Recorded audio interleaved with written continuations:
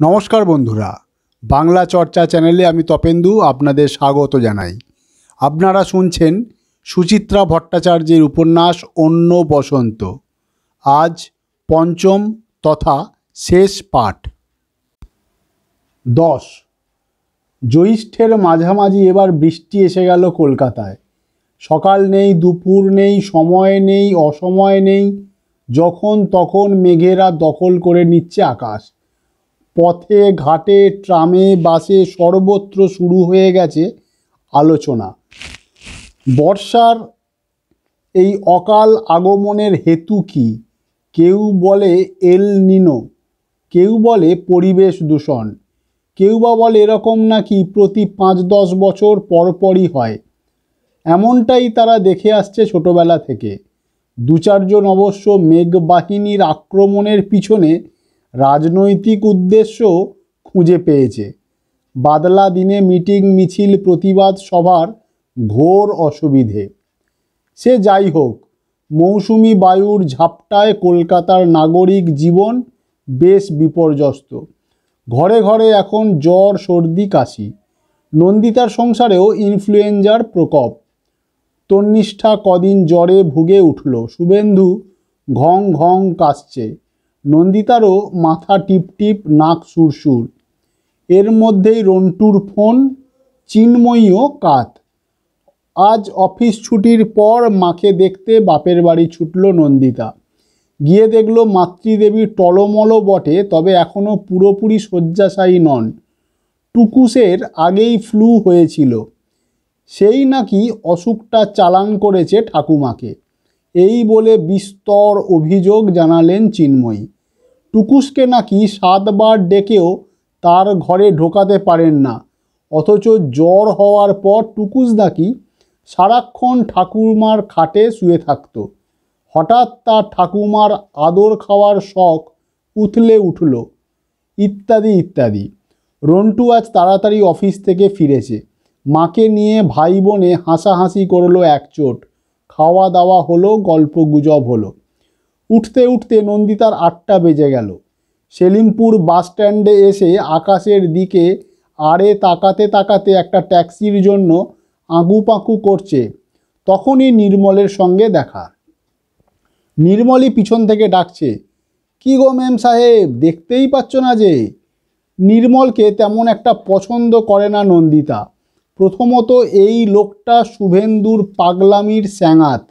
দ্বিতীয়ত, তার পারিবারিক জীবনের কোনো গূঢ় তথ্যই নির্মলের অজানা নেই। তবু অনেককাল পর নির্মলকে দেখে একটু বুঝি খুশিই হলো নন্দিতা। হেসে বলল, সত্যিই দেখতে পাইনি। আপনি আমার বাপের বাড়ির পাড়ায় কেন? ইয়া বড় কাঁধ ঝোলা ব্যাগটাকে দেখালো নির্মল। এই যে দিনগত পাপক্ষয়, হেড এক্সামিনারের কাছে এসেছিলাম খাতা নিয়ে। ও, তারপর বাড়ির খবর কি মঞ্জুরি? কেউই ভালো নেই, কেউই খারাপ নেই, সবাই আছে একরকম। বেঁটেখাটো গোলগাল চেহারার নির্মল স্বচ্ছ হাসল। রসিক ভঙ্গিতে বলল, তোমরা তো মেরে দিলে। কি মারলাম? তিন্নির জন্য জব্বর পাত্র ঠিক করে ফেলেছ। আমি করেছি, নন্দিতা তাড়াতাড়ি বলে উঠল। হ্যাঁ, তুমিই করেছ, সাহেবও তাই বলেছে। নির্মল মৃদু হাসল। বিয়ের বাজার টাজার কি শুরু হয়ে গেছে? চলছে। এবারও নির্মলকে একটু ঠেস দেওয়ার লোভ সামলাতে পারল না নন্দিতা। একা একা যতটা যা করতে পারি। আপনার বন্ধুকে তো কিছু বলার উপায় নেই, তিনি এখন ভলান্টারি রিটায়ারমেন্টের শোকে রয়েছেন। হ্যাঁ, সাহেব খুব আপসেট হয়ে পড়েছে। তার উপর গ্রুপটাও ভেঙে গেল। সমিত ভেঙে গেছে? নন্দিতা ভীষণ চমকেছে। না, সমিত ভাঙেনি। নির্মল স্থির চোখে নন্দিতাকে দেখল। আমি আর সাহেব সমিত ছেড়েছি। হঠাৎ? বাসবেন্দ্রর সঙ্গে মতে মিলছিল না। ও দলে এক ধরনের অটোক্রেসি চালাচ্ছে, রীতিফিতি কিছুই মানছে না। কাউকে না কাউকে তো প্রোটেস্ট করতেই হবে। কি বলো? একটু থামলো নির্মল, বলল, একটা ভালো নাটকের প্রপোজাল দিয়েছিলাম, বাসবেন্দ্র স্ট্রেট রিজেক্ট করে দিল। সমিত এখন কমার্শিয়াল হয়ে গেছে। সস্তায় বাজার কিনতে চায়। So we are out. Nandita অস্ফুটে প্রশ্ন করলো, কবে হয়েছে এসব, কতদিন? তা ধরো মাসখানেকের ওপর। সাহেব তোমায় কিছু বলেনি? নন্দিতা ঈষৎ অস্বচ্ছন্দ বোধ করল।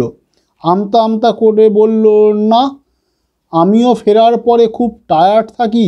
ও কী সব লেখালেখি করে, বিশেষ একটা কথাও হয় না। নির্মল চিন্তিত মুখে মাথা নাড়ল। সাহেব একদম ভেতর থেকে ভেঙে পড়েছে। কতবার করে বললাম এসো একটা নতুন গ্রুপ তৈরি করি। সাহেবের কোনো চাড়ই নেই। 3-4টে ছেলে মেয়ে পেয়েছিলাম, কিন্তু আর তো ওদের ধরে রাখা যাচ্ছে না। টোটাল ভ্যাকুয়াম নিয়ে কি করে যে থাকবে। ওর মতো একজন স্ট্রং এনার্জেটিক মানুষ। একটু একটু করে রহস্য পরিষ্কার হচ্ছিল নন্দিতার। কদিন আগে মিনি বাসের জানলা থেকে দেখেছে নিরাসক্ত ভঙ্গিতে কার্জন পার্কের ধারে দাঁড়িয়ে আছে শুভেন্দু। মাত্র 6-7 হাত দূরে থামলো বাসটা। নন্দিতা একদম কাছেই, শুভেন্দু দেখতেই পেল না। সেদিন মনে হয়েছিল ইচ্ছে করে দেখেনি। বাড়ি ফিরে লোকটাকে জিজ্ঞাসা করতেও নন্দিতার মানে লেগেছিল। আজ বুঝতে পারছে শুভেন্দু আজকাল বাড়িতেও যেচে কথা বলে না একদম, এমনকি তিন্নির সঙ্গেও না। নির্মল বুঝি নন্দিতার ক্ষণিক অন্যমনস্কতা লক্ষ্য করেছে, আর শুভেন্দুর প্রসঙ্গে গেল না। জিজ্ঞেস করল, তোমার জামাই নাকি দিল্লিতে ভালো চাকরি পেয়েছে? নন্দিতা আলগা হাসল। পায়নি এখনও, পাবো স্টেজে আছে। এই তো পরশু আবার দিল্লি গেল ফাইনাল ইন্টারভিউ দিতে। তিন্নির স্লেটের ইন্টারভিউ কবে, কিছু জানতে পারলো? না, বলেছিল তো পুজোর আগেই হতে পারে। হ্যাঁ, ইংলিশের বোর্ড বোধহয় ওই সময়ই বসবে। কিন্তু তিন্নি তো দিল্লিই চলে যাবে। তা ঠিক, বর গেলে ওকে তো যেতেই হবে। তোমরাও খুব একা হয়ে যাবে তখন। নির্মলের কথায় কি অন্য কোনো ইঙ্গিত আছে? নন্দিতা সতর্ক হতে চাইল, তবু আপনা থেকেই অভিমান ফুটে উঠেছে গলায়। আমি তো চিরকালই একা নির্মলদা। নির্মল 2-1 সেকেন্ড নিশ্চুপ, ঠোঁট টিপে ঘাড় নাড়ছে। হঠাৎ সোজা তাকালো। মানুষ তো একাই মেম সাহেব। আমরা শুধু একত্রে বাসই করি। স্বামী স্ত্রী, ছেলে মেয়ে, ভাই বোন, মা বাবা, নানা রকম সম্পর্কের বৃত্ত তৈরি করে একা হয়ে থাকাটাকে সহনীয় করে রাখতে চাই। কিন্তু আলটিমেটলি কি থাকে বলো? প্রেম, ভালোবাসা, ঝগড়া, অশান্তি, মনোমালিন্য, কিচ্ছু না। লাইফের ফ্যাগ এন্ডে এসে আবার আমরা যে একা সে একাই। এটাই সত্য, এটাই বাস্তব। তবু তার মধ্যেও মানুষ কিছু একটা আঁকড়ে ধরে বেঁচে থাকার রসদ খোঁজে, একদম নিজের মতো করে। এটাকে তুমি তার প্যাশান বলতে পারো, নেশা বলতে পারো, শখ বলতে পারো, বদ খেয়াল বলতে পারো। কিন্তু সেটুকুও চলে গেলে মানুষ একেবারে নিরবলম্ব হয়ে যায়। হি সিজেস টু বি আ ম্যান। বলতে বলতে হঠাৎ গলা নামিয়েছে নির্মল। সাহেবের জন্য রিয়েলি আমার ভয় হচ্ছে। নির্মল চলে যাওয়ার পরে বাস স্ট্যান্ডে কিছুক্ষণ দাঁড়িয়ে রইল নন্দিতা, নিঝুম। নির্মলও ঘুরিয়ে ফিরিয়ে তাকে জ্ঞান দিয়ে গেল। আশ্চর্য, নন্দিতাকে কেউ কোনো দিনই বুঝল না। নন্দিতাও তো আঁকড়ে ধরার কিছু চেয়েছিল। ভরা মাস, যে কোনো দিন পৃথিবীতে আসবে তিন্নি। বেমালুম তাকে ফেলে নর্থ বেঙ্গল শো করতে চলে গেল শুভেন্দু। ভাবনা কিসের? তোমার বাড়ির লোক, আমার বাড়ির লোক, সবাই তো রইল। বিভাবতী মেটার্নিটি হোমের বেডে শুয়ে আছে নন্দিতা, পাশে সদ্যজাত তিন্নি। একের পর এক আত্মীয় পরিজন আসে, একজনই শুধু নেই। বিবাহবার্ষিকী ভুলে গেল, রিহার্সালে মত্ত। মেয়েকে ভর্তি করতে হবে স্কুলে, শুভেন্দু দিব্যি চলে গেল আসানসোল। স্কুলে ইন্টারভিউয়ের সময় পেরেন্টসদের দুজনকেই থাকতে হবে। শুনেই কি রাগ! অমন কায়দার স্কুলে মেয়েকে ভর্তি করার দরকার কি? অফিসের পিকনিকে সব মহিলা কলিগের বর যাচ্ছে, শুভেন্দু নেই। শ্যালো লোকজনদের সঙ্গে আমার পোষাবে না। সারাক্ষণ শুধু প্রমোশনের কথা, ইনক্রিমেন্টের গল্প। কবে, কোন দিন, কখন নন্দিতা পাশে থেকেছে শুভেন্দু, কোন স্বাদ পূর্ণ করেছে, প্রতিটা ঠক্করই তো তিলে তিলে নন্দিতার আবেগকে হত্যা করেছে। কে কবে কখন তাকে বলেছে, আহা নন্দিতা তুমি কি একা? তবু এই মুহূর্তে শুভেন্দুর জন্য কষ্ট হচ্ছে বৈকি। যে নাটক নিয়ে তাদের এত সংঘাত, যে নাটকের বাতিক চরম অসুখী করেছে নন্দিতাকে, সেই নাটকের সঙ্গে শুভেন্দুর সংস্রব ঘুচে যাওয়ার জন্য নন্দিতার তো আজ কণামাত্র হলেও উল্লসিত হওয়া উচিত। কিন্তু তেমনটা হচ্ছে না কেন? নন্দিতার মনের কোন গোপন কন্দরে এখনও শুভেন্দুর জন্য ভালোবাসার বাষ্প সঞ্চিত আছে? হা ঈশ্বর, ভালোবাসা কি তবে মরে না? কম্পাউন্ডের গেটে ট্যাক্সি ছেড়ে দিয়ে ধীর পায়ে সিঁড়ি ভাঙছিল নন্দিতা। দোতলার ল্যান্ডিংয়ে তাদের কোঅপারেটিভের সেক্রেটারি দীপক সরঙ্গী। নন্দিতাকে দেখে দীপকের মুখ পরিমিত হাসি। ম্যাডাম খুব টায়ার্ড মনে হচ্ছে। স্যাটারডে ইভিনিংয়ের কথা স্মরণে আছে তো? কি ব্যাপারে বলুন তো? কোঅপারেটিভের অ্যানুয়াল মিটিং আছে না? মেনটেনেন্স নিয়ে একটু প্রবলেম হচ্ছে। তারপর সিকিউরিটি গার্ডটিকেও বদলানোর কথা চলছে। দেখলেন তো রায়বাবুর ফ্ল্যাটে দিনে দুপুরে কেমন চুরিটা হয়ে গেল। আসবো। মিস্টার দাশগুপ্তকেও ধরে আনবেন, উনি তো এখন মোটামুটি ফ্রি। ওকে কিন্তু এবার আমি দায়িত্ব নিতে হবে। বলবো। পাশ কাটিয়ে সিঁড়ি দিয়ে উঠতে উঠতে নন্দিতার কপালে ভাঁজ। শুভেন্দুর বেকার হয়ে যাওয়ার খবর এর মধ্যেই চাউর হয়ে গেছে। তিন্নি মোটেই বলে বেড়ানোর মেয়ে নয়, অন্তত বাবার ব্যাপারে সে যথেষ্ট স্পর্শকাতর। শুভেন্দুও নিশ্চয়ই ডেকে ডেকে জানায়নি। আশ্চর্য, কোন রন্ধ্র পথে যে প্রতিবেশীদের কানে সব সংবাদ পৌঁছে যায়। দীপকের প্রস্তাবে মনে মনে একটু হাসিও পেল নন্দিতার। চাকরি নাটক ছেড়ে এখন এই ফ্ল্যাট বাড়ির কোঅপারেটিভের পান্ডা হবে শুভেন্দু। কল, পায়খানা, জলের পাম্পের তত্ত্বাবধান করবে। ফ্ল্যাটের দরজা খুলেছে তন্নিষ্ঠা। পরনে একটা ঝাপ্পি ঝুপ্পি কাপ্তান। মুখের শুকনো শুকনো ভাব এখনও মিলোয়নি। চটি ছাড়তে ছাড়তে নন্দিতা জিজ্ঞেস করল, তোর বাবা ফিরেছে? ফিরে বেরিয়েছে। কাল এখানে বাজার বন্ধ। কোন এক দোকানদার মারা গেছে, টুকিটাকি কী সব কিনতে গেল। ও, সকালে কখন বেরিয়েছিল? যখন বেরোয় আজকে অফিসে গেছিল তো। মেয়েকে ঝলক নিরীক্ষণ করে নিল নন্দিতা। সত্যি বলছে কি না তিন্নি বোঝা মুশকিল। বাবার দিকেই টেনে কথা বলে মেয়ে চিরকাল, অশান্তি এড়ানোর চেষ্টা। ঘরে এসে জামাকাপড় না বদলেই আলো নিভিয়ে শুয়ে পড়ল নন্দিতা। একটু গায়ে জল ঢাললে ভালো লাগতো, সাহস হচ্ছে না। মাথাটা কেমন ইঁট হয়ে আছে। চাপ চাপ ভাবটা ফিরে আসছে। তিন্নিকে ডেকে একটা ট্যাবলেট দিতে বলবে? থাকগে।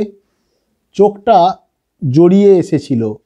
হঠাৎই আলোর ঝলকানিতে ঘোর ছিঁড়েছে শুভেন্দু।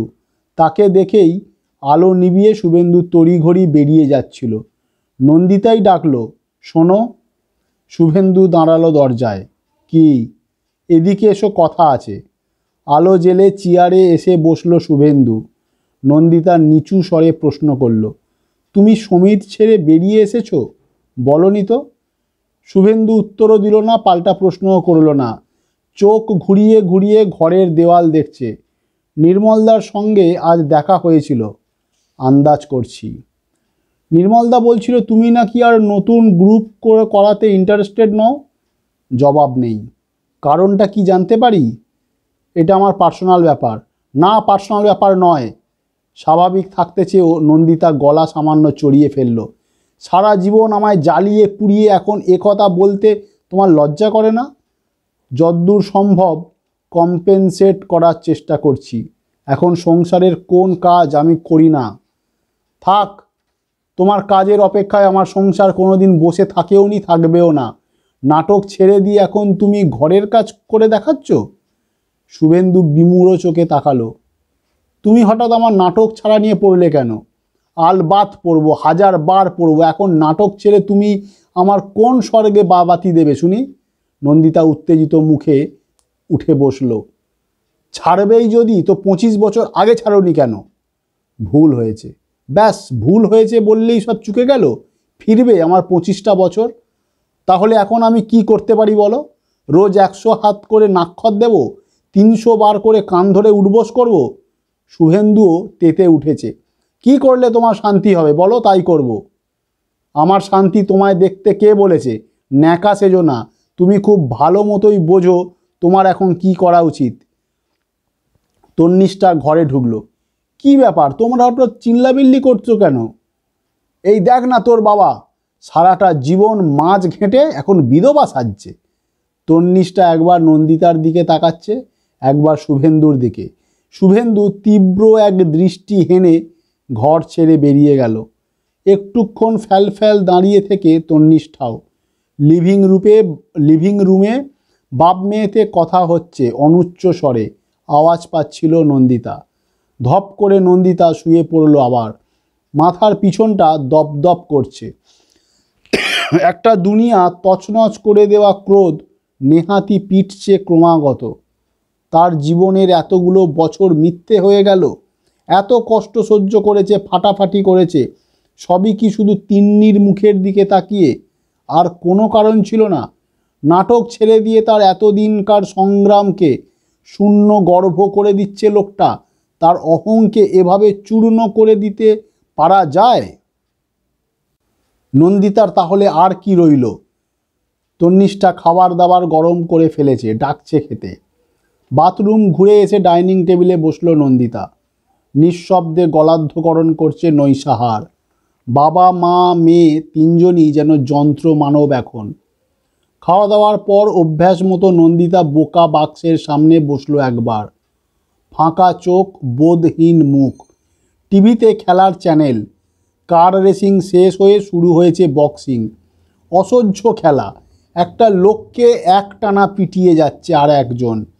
গলগলিয়ে রক্ত ছুটছে লোকটার মুখ দিয়ে, লুটিয়ে পড়ছে। অন্যদিন চ্যানেল ঘুরিয়ে দেয় নন্দিতা, আজ রিমোট পর্যন্ত হাত এগোচ্ছে না। লোকটার থ্যাঁতলানো মুখ দেখে চিনচিন করছে বুক। আশ্চর্য, বারবার পড়ে গিয়েও ওঠে লোকটা 10 গোনার আগেই। নন্দিতা পায়ে পায়ে ঘরে ফিরল। ড্রয়ার হাতড়ে হাতড়ে মাথা ধরা ট্যাবলেট পেল একটা। ওষুধ খেয়ে শুয়ে পড়েছে। অ্যানালজেসিকের প্রভাবে স্নায়ু স্তিমিত ক্রমশ। বাইরে কাশির ঘং ঘং আওয়াজ। আবছা ঘুম ভেঙে গেল নন্দিতার। পাশে শুভেন্দু নেই, এখনও শোয়নি লোকটা। নন্দিতা খাট থেকে নেমে লিভিং রুমের অন্ধকারে এসে দাঁড়ালো। ব্যালকনির রেলিংয়ে হেলান দিয়ে সিগারেট টেনে চলেছে শুভেন্দু, আর বুকে হাত চেপে কাশির দমক সামলাচ্ছে। কি শীর্ণ দেখাচ্ছে মানুষটাকে, কি ভীষণ কুঁজো কুঁজো লাগে। বুকের ভেতর একটা কান্না উথলে উঠল নন্দিতার। ঝগড়া বিবাদ করে তবু একটা মানুষের সঙ্গে সহবাস করা যায়, কিন্তু অক্ষম পরাজিত অর্ধমৃত ওই শুভেন্দুর সঙ্গে কি ঘর করা যায়? ফিস ফিস করে নন্দিতা ডাকল, শুনছো? এই, এখনো সময় আছে। শুভেন্দু শুনতে পেল না। 11 রবিবার সাত সকালে বিথিকার ফোন। স্বামী পুত্র সমভিব্যাহারে ছেলের ভাবি শ্বশুরবাড়িতে আসছে বিথিকা। আজই 10টা নাগাদ। শুভেন্দু নন্দিতার সঙ্গে কি যেন জরুরি দরকার আছে। তন্নিষ্ঠাই টেলিফোনটা ধরেছিল। পল্টন সহ বিথিকার হঠাৎ আগমনের কারণটা অনুমান করার চেষ্টা করছিল সে। কি হতে পারে? ছেলে চাকরিটা পেয়ে গেছে বলে মিষ্টি খাওয়াতে আসছে? সেজন্য তো বাবা মাকেই ও বাড়িতে নেমন্তন্ন করতে পারে। ছেলে 20,000 থেকে 30,000ই হয়ে গেল বলে প্রত্যাশা কিছু বাড়ল কি? খাট যখন দিচ্ছই 6/7 কেন, 12 বা 14ই কেন নয়? ফ্রিজ যদি দাও 165 নয় 300 লিটারটা। কিন্তু না, সৌনকের দাপুটে বাবার দেমাক আছে খুব। যেচে ওরকম কিছু বলতে ছুটে আসবে বলে মনে হয় না। আর কি কারণ থাকতে পারে? আচানক তন্নিষ্ঠাকে বাতিল করলো? অজান্তেই তন্নিষ্ঠার বুক বেয়ে একটা দীর্ঘশ্বাস গড়িয়ে এলো। উহুম, তার কপালে এমনটা লেখা নেই। সৌনক দিল্লি থেকে ফিরেছে বুধবার, পরশুই সন্ধেবেলা এ বাড়ি ঘুরে গেছে। হই হই করছিল খুব। কোনো খিঁচ থাকলে সৌনকের মুখে চোখে তা প্রকাশ পেতই। সৌনক নিপুণ অভিনেতা নয়। সর্বোপরি বিয়ে ভাঙতে সৌনককে কেন সঙ্গে আনবে সৌনকের বাবা মা? তাহলে বীজ বীজ ভাবনাটা মাথায় নিয়েই ঘর দোর ঝাড়াঝুড়িতে হাত লাগিয়েছে তন্নিষ্ঠা। নন্দিতার হুকুম। নন্দিতাও মহা ব্যস্ত এখন। মেয়ের কাজকর্মে তার আস্থা কম। মেয়ে ডাস্টার বোলানোর পরও নিজের হাতে ঘষে ঘষে মুছছে sofa, cabinet, showcase, centre table. চোখটাকে অনুবীক্ষণ যন্ত্র করে ধূলিকণা খুঁজছে জানলার গ্রিলে, মেঝোয়। শুভেন্দু সকাল থেকে 3 বার দৌড়লো বাজারে। ভেটকি মাছের ফিলে কিনে আনলো, বার্গার আনলো, পেস্ট্রি আনলো, কোল্ড ড্রিঙ্কসের বোতলও। অবশ্য কিছুই খাবেন না ডাক্তার সুকুমার রায়চৌধুরী, তবু প্লেট তো সাজাতে হবে। 2টো বেডরুমেরই চাদর পর্দা পাল্টে ফেলেছে নন্দিতা। বলা যায় না, যদি বিথিকাদি ঘরে ঢোকে। গৃহসজ্জার জন্য এসে গেল ফুল, ইয়া মোটা মোটা রজনীগন্ধা, হাইব্রিড, দেখতে ভারী মনোহর, তবে প্রায় গন্ধহীন। রায়চৌধুরী পরিবার পৌঁছলো কাঁটায় কাঁটায় 9:54। সম্ভবত ওই রকমই যাত্রার যোগ ছিল আজ। সুকুমার 60 ছুঁই ছুঁই, হাইট খুব বেশি নয়, কষা চেহারা। মাথায় একটা দুটো রুপোলি ছিট থাকলেও বাকি চুল এখনও কুচকুচে কালো। তুলনায় বিথিকা একটু বেশি শুভ্রকেশী। চেহারাটাও তার বেশ লম্বা চওড়া। সাজ পোশাকে একটা আভিজাত্য আছে। নিয়মিত পার্লারে যায়। মুখমণ্ডলে তার ছাপ স্পষ্ট। পাকা চুলের অভিনব বিন্যাসেও। বাবা মার পাশে সৌনক আজ সুবোধ বালক।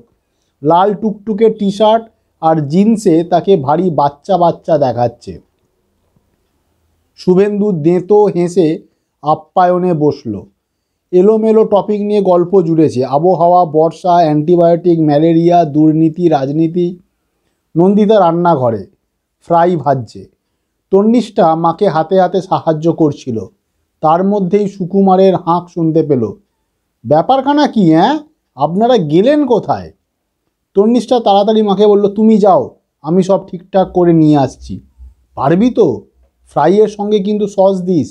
হ্যাঁ রে বাবা, হ্যাঁ, আমি কি একেবারে অলরেডি? খাবারের প্লেট সাজিয়ে কমলার হাত দিয়ে পাঠিয়ে দিল তন্নিষ্ঠা।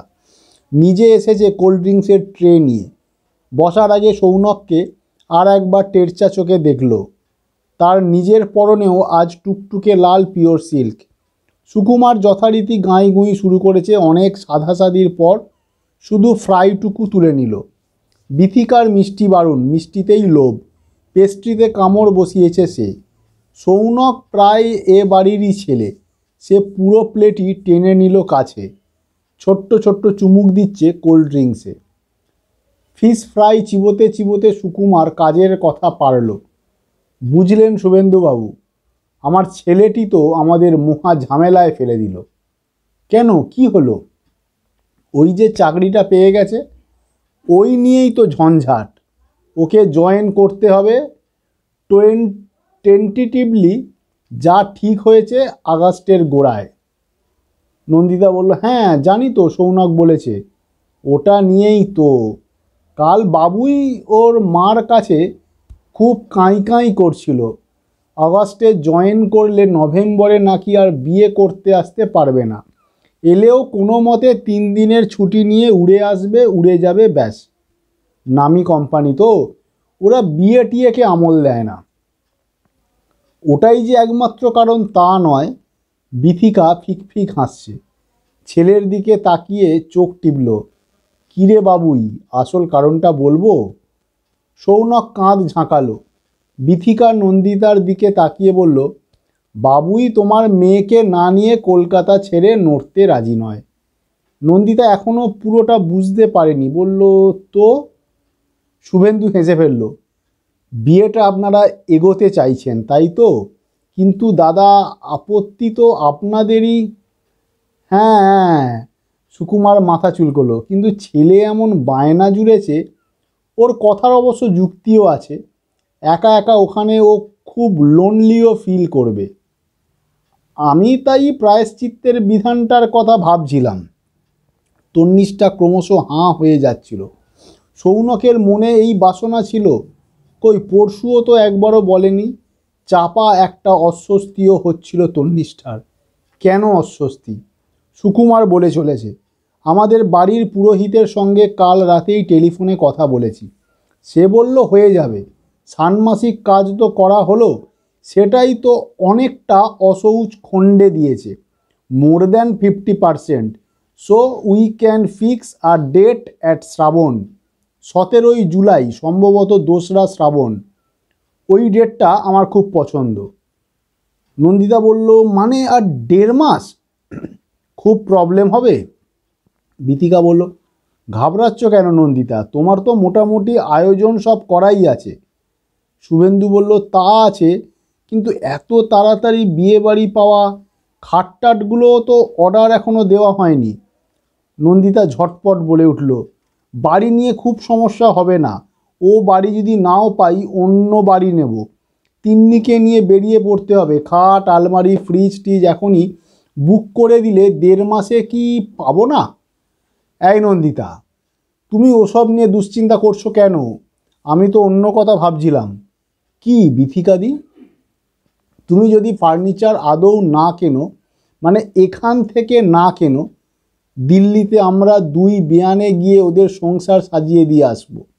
তখন তুমি ওখান থেকে যা প্রাণ চায় কিনো, মিছিমিছি এখান থেকে সব প্যাক করে পাঠাবে, তার ট্রান্সপোর্টেশন খরচা নেই। এটা বরং অনেক ইকোনমিক হবে, প্র্যাকটিক্যালও হবে। দিল্লিতেও খুব সুন্দর সুন্দর ডিজাইন পাবে। বলতে বলতে তাকিয়েছে তন্নিষ্ঠার দিকে। তুমি কি বলো, আমার আইডিয়াটা খারাপ? তন্নিষ্ঠার শ্রবণেন্দ্রিয় প্রায় অসাড় হয়ে গেছে। কোনো ক্রমে মাথা নাড়ল শুধু। তন্নিষ্ঠার মুখ দেখে বিথিকার বুঝি সন্দেহ হলো। জিজ্ঞেস করলো, তোমার কি শরীর খারাপ নাকি? কষ্ট করে ঠোঁটে হাসি টানল তন্নিষ্ঠা। না, মানে একটু। সুকুমার বলল, যাও তুমি ঘরে গিয়ে রেস্ট নাও, এসব ট্রিভিয়াল কথায় তোমায় থাকতে হবে না। তন্নিষ্ঠা উঠে পড়ল।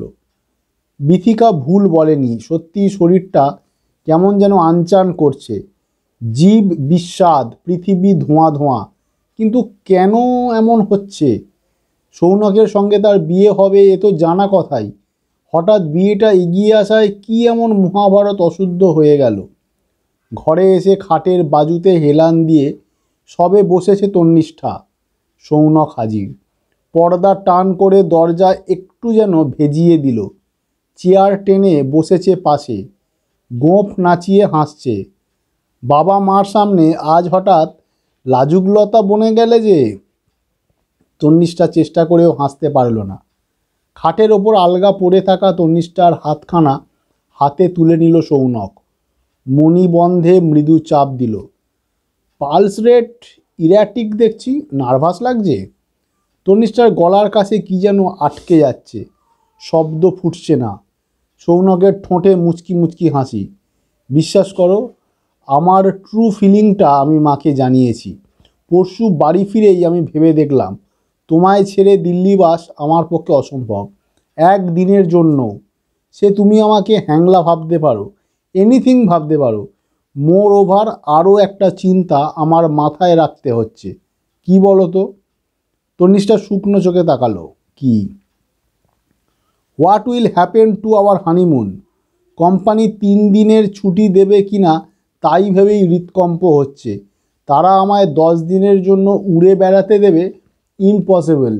সো বিয়েটা নভেম্বরে হলে হানিমুনটাই চৌপাট হয়ে যেত। সৌনকের হাত থেকে হাতটা আলতো করে ছাড়িয়ে নিল তন্নিষ্ঠা। বলল, সৌনকের চেয়ার আরও একটু কাছে টানল। আরও ঘন স্বরে বলল, তাহলে আমরা হানিমুনে যাচ্ছি কোথায়? নভেম্বরে তো কোনো প্রবলেম ছিল না, যেখানে ইচ্ছে যাওয়া যেত। কিন্তু শ্রাবণের ক্ষেত্রে জায়গাটা চুজ করা মুশকিল। জঙ্গল চলবে না, পাহাড় চলবে না। অবশ্য পাহাড়ে যাওয়া যায়, পাহাড়ে বৃষ্টি খুব খারাপ লাগবে না। আমরা তো আর রাস্তায় রাস্তায় ঘুরবো না, সাইট সিইংও করবো না, কি বলো? তন্নিষ্ঠা আবার ছোট্ট করে বলল, কি হয়েছে তোমার বলো তো, খালি হুঁ হুঁ করছো কেন? এতক্ষণে চেতনা হয়েছে সৌনকের। তন্নিষ্ঠার থুতনি অল্প তুলে ধরল দু আঙুলে। Looking so absent minded. ফস করে তন্নিষ্ঠা বলে ফেলল, আমার দিল্লি যেতে ভালো লাগছে না। কেন, দিল্লি কি দোষ করলো? আমার ইচ্ছে করছে না। অনিচ্ছের একটা কারণ তো থাকবে। কারণটা যদি তন্নিষ্ঠাই ঠিক ঠিক বুঝতো এই মুহূর্তে। শুধু টের পাচ্ছে একটা অচেনা দুঃখ কুনকুন করছে বুকে। ঢোক গিলল তন্নিষ্ঠা। দিল্লি গেলে আমার কলেজের চাকরির কি হবে? সে তো এখনও পাওনি। অগাস্ট সেপ্টেম্বরেই তো ইন্টারভিউ। তন্নিষ্ঠা মরিয়া গলায় বলল। ও, এই জন্য মন খারাপ? ঝট করে উঠে তন্নিষ্ঠার নাকে নাক ঘষে দিল সৌনক। এক্কেবারে বোকা মেয়ে। দিল্লি গেলে তোমার তো আরও ভালো। স্লেট ফ্লেট গুলি মারো। কোথায় রায়গঞ্জ কি ধূপগুড়িতে চাকরি পাবে তার ঠিক আছে? ওখানে তোমার সারা দিন অখণ্ড অবসর। নেট ফেটে লড়ে যাও। দিল্লিতে আচ্ছা আচ্ছা টিউটোরিয়াল আছে। ওরা নেট দিয়ে তোমায় একেবারে চোস্ত বানিয়ে দেবে। আর নেট যদি নাও লাগে কুছ পরোয়া নেই, টুস্কি বাজালে দিল্লিতে স্কুলের চাকরি পেয়ে যাবে। এই তো আমার পিস্তুতো বোন, আমারই বয়সী, বিয়ে করে দিল্লি গেল। ওখানে কাঠ বেকার ছিল, ওখানে ড্যাং ড্যাং করে স্কুলে ঢুকে গেছে। 6000+ পায়। মন্দ কি বলো হাত খরচা হিসাবে? তন্নিষ্ঠা নিচু স্বরে বলল, তা বটে। আরও একটা প্র্যাকটিক্যাল ব্যাপার আছে। এখানে না থাকার কি সুবিধা জানো? এখানে চাকরিটা জুটলেও তোমার ক্যাডাভারাস অবস্থা হতে পারত। ইউ নো মাই পিতৃদেব, তিনি কেমন গোঁড়া ধরনের লোক তুমি জানো। আমার মা এক সময়ে কলেজে চাকরি পেয়েছিল, বাবা অ্যালাও করেনি। বলেছিল ঘর সামলাও, ছেলেটাকে মানুষ করো। অফকোর্স বাবা এখন অনেক চেঞ্জড ম্যান, সম্বন্ধ করে ব্রাহ্মণ বদ্যি বিয়ে দিচ্ছে। কিন্তু তোমাকে আমার আর মার পছন্দ হয়েছে বলে কালা শৌচটাও পর্যন্ত ঝেড়ে ফেললো। স্টিল বিয়ের পরেই তোমার চাকরি নিয়ে সুকুমার রায়চৌধুরী কী রিয়্যাক্ট করবে প্রেডিক্ট করা কঠিন। তুলনায় দিল্লিতে তোমার টোটাল আজাদি। মাথার ওপর গার্জেনগিরি নেই, কেউ ফালতু জ্ঞান মারার নেই। তুমিও মস্তিতে চাকরি করবে, আমিও মস্তিতে চাকরি করব। সৌনক গাল টিপল তন্নিষ্ঠার। আরে বাবা, আমি তোমাকে টোটাল স্বাধীনতা দিয়ে দেব। খুশি? এবার হাসো। কি নিশ্ছিদ্র যুক্তি সৌনকের, কোনো ফাঁক নেই। সব সমস্যার সমাধান কি নিখুঁতভাবে করে ফেলে সৌনক। কি উদার চেতা, কত অবলীলায় স্বাধীনতা দান করে দিল ভাবী স্ত্রীকে। তন্নিষ্ঠা ম্লান হাসল, কিংবা হাসল না। সৌনকের ওরকমই মনে হলো। সঙ্গে সঙ্গে খুশিতে চলকে উঠেছে। এই তো মেঘের কোলে রোদ হেসেছে। এবার মুখ ফুটে বলো তো কোথায় বুকিং করব? মেয়েরা তো বেশিরভাগ শুনেছি সিসাইড লাইক করে, তুমিও কি সেই দলে? বলো বলো বলো। ঝোড়ো হাওয়ার ঝাপটা দিচ্ছে সৌনক।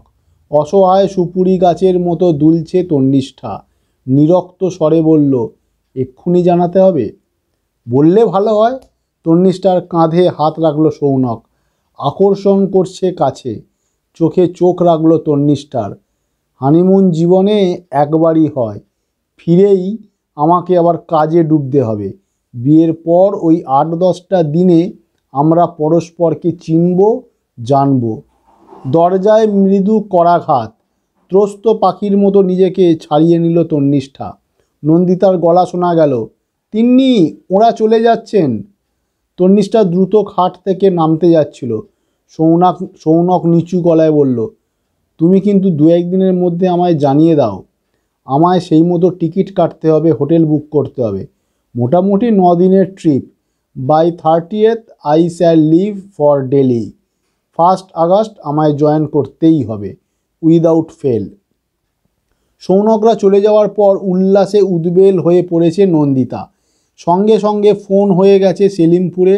শর্মিলার সঙ্গে 10 মিনিট ধরে কল করলো। এ ঘর ছুটছে, ও ঘর ছুটছে। বয়স যেন কমে গেছে 20 বছর।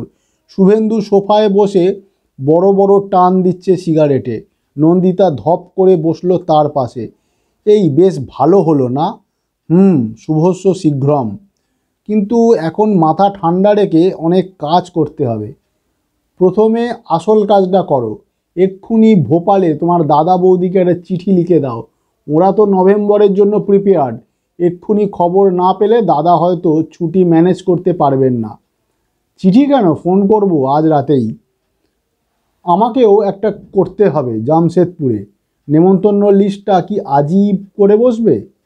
হ্যাঁ, কার্ডও তো ছাপাতে দিতে হবে। কেটারারটা কিন্তু তোমার রেসপন্সিবিলিটি। বাড়িও দেখছি মধুবনের পাশে একটা আছে, ওটারও অ্যাকোমোডেশন বেশ ভালো। যদি আগের বাড়িতে ডেট অ্যাডজাস্টমেন্ট না করা যায়। অ্যাডভান্সের টাকাগুলো চট যাবে, কি আর করা, বিয়েতে তো কত খরচ বাজে হয়। আমার টাকাটা এ মাসের মাঝামাঝি পাবো, 2 লাখ তোমায় দিয়ে রাখবো। না, ওটা তোমার হাতেই থাক, তুমি খরচা করো। মোটা একটা ধাক্কা যাবে বিয়ের পর, এটা বুঝছো তো? আজকেই এস্টিমেটে বসতে হবে। কমলা, ভালো করে গরম গরম 1 কাপ চা খাওয়াও তো। যে মালগুলো পড়ে আছে তার থেকে একটা দুটো দাও। একটা স্বপ্নীল পরিবেশ তৈরি হয়েছে ফ্ল্যাটে। নন্দিতা হেসে হেসে কথা বলছে শুভেন্দুর সঙ্গে। শুভেন্দু চুটকি রসিকতা করছে। হাসিতে হাসিতে মুখর হয়ে উঠছে চার দেওয়াল। বিমোহিত চোখে তন্নিষ্ঠা দৃশ্যটা দেখছিল। শুধু তন্নিষ্ঠার বিয়ে হবে বলে এতকালের বিভেদ মুছে গেল বাবা মার। এমনই একটা ছবি তো কল্পনা করে এসেছে ছোটবেলা থেকে। তবু আজ তার মনে সুর বাজে না কেন? তন্নিষ্ঠা নিঃসারে ব্যালকনিতে এসে দাঁড়ালো। টিপ টিপ বৃষ্টি ঝরছে। সকালটা হঠাৎ কেমন মলিন এখন। রাধাচূড়া গাছে ফুল ফোঁটার দিন ফুরিয়ে এলো। মাটিতে ছড়িয়ে আছে শেষ হলুদ পাপড়ি। তন্নিষ্ঠার বুকটা মুচড়ে উঠল সহসা। রাধাচূড়া গাছ আবছা হয়ে গেছে, মুছে যাচ্ছে।